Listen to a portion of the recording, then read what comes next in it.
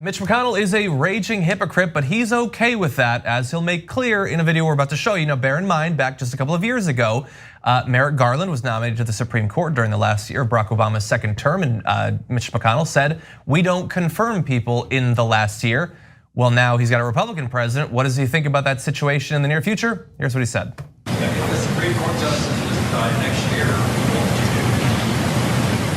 you do? We'd fill it.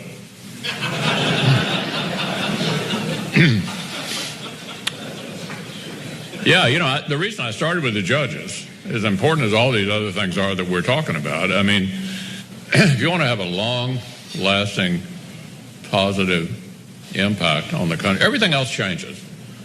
I remember during the tax bill, there were people agonizing over whether one part of the tax bill was permanent or not.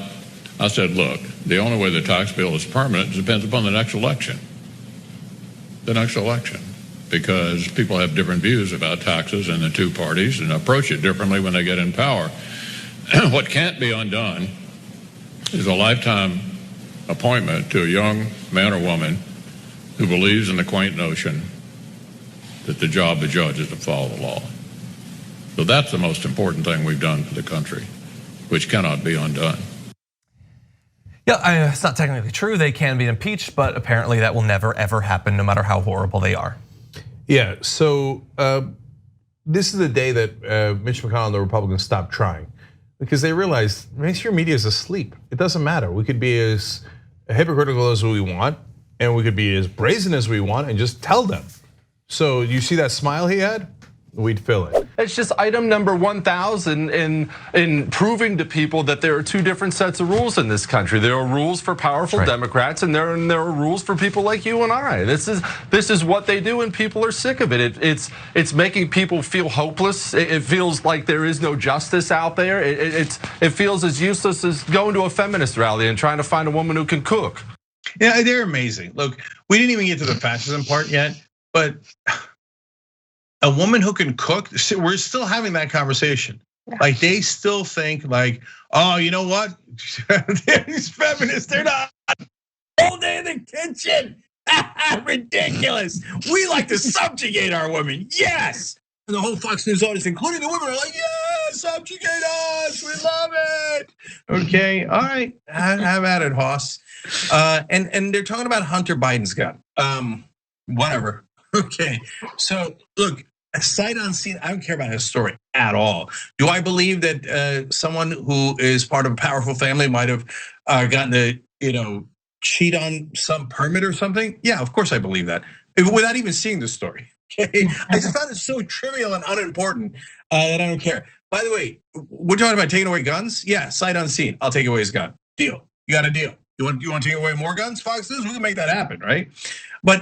But apparently, guys, before I even get to the fascism, just let you guys weigh in here for a second. Apparently, the poor white male right wingers in America are the put upon folks, and they've got no power left, and they're so frustrated. I'm just blown away by the idea that Tucker Carlson doesn't enjoy the same privileges as elite Democrats. What are you talking about? You're on the most popular nightly cable news show in America. You're a millionaire, buddy. Like, there's nothing that prominent Dems have access to that you don't. I don't know what that homie was saying when he said people like you and us just get left in the cold. Tucker Carlson is not cold. His family's rich, and now he himself has enriched himself. So like, I don't even get where that even comes from. And just the idea that Tucker Carlson is speaking directly to the minds and hearts of like coal miners in West Virginia, like that kills me. I'll never get over that thought. That's insane to me. But it's the same as Trump, right? So Tucker Carlson is the heir to the Swanson fortune. He's made tens of millions of dollars on television, and until he realized that everybody hated him for it, he used to wear a bow tie. That was his trademark thing. Yeah, how many coal miners are sitting there wearing bow ties? I mean, come on, man, come on. But Adrian, Trump's the same thing. I have gold-plated toilets on my bathroom. I'm just like you and me. Yes, this false sense of relatability, despite the fact that I am wealthy, I like to cheat the system. I would never be caught anywhere with you. It's just very strange how kind of the everyday citizen or viewer doesn't fully appreciate the fact that no, that individual is just feeding you propaganda and lies to continue to get your viewership, but they are not among you, they are not like you, nor would they in any way fraternize with you. And it's just so weird to me that people think, oh, he's just one of us. This is completely normalized. And by the way, Cenk, Nancy Pelosi kneeling in kente cloth is two sides of the same coin. Right? Jesus, can we leave that in what? Like that was like 2020, 2019. I don't know, but that was, oh Jesus, everything hurts about that. Yeah. No, I know. Look, the pandering is, I can't stand it. Like we talked about in the first hour, Ted Cruz's mullet. Dude, who are you kidding? Come on, man. You went to Harvard. Don't give me this nonsense about mullets, right? So, all right. So, but we got to go on to the fascism because that's the anti-women stuff and the false complaining about victimology. That was the appetizers, tapas, if you will, which Tucker Carlson will claim are American. What are you talking about? Of course, tacos and tapas are American. But now let's move on to the fascist part. It feels as useless as going to a feminist rally and trying to find a woman who can cook. I think you make a really solid point about the sadness and the powerlessness that people feel in the face of this. And at some point, people are going to say, why should I follow the rules? Why should I be a good citizen if they don't have to follow the rules? I mean, things kind of break down at some point, don't they?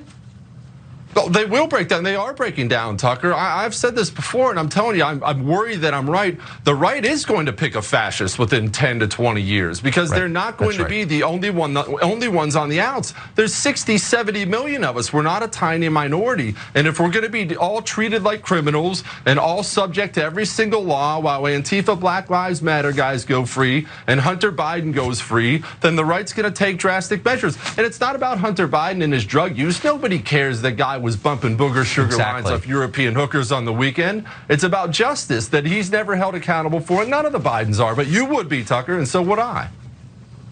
That's so well put, and you're absolutely right. We're moving toward actual extremism because they're undermining the system that kept extremism at bay, and I don't think we can say that enough. I'm so glad that you just said it. Jesse Kelly, thank you. Well, you bet, Tucker. Please come back. I like that, Andy. Please come back. So he said that was so well put. But guys, if you're saying that the Republican Party is going to get taken over by fascists and you're Republicans, you have to add that would be a bad thing, right? But they didn't. They were just like, yeah, totally. You saw Tucker, he said in the middle, he said, yeah, oh, you're so right.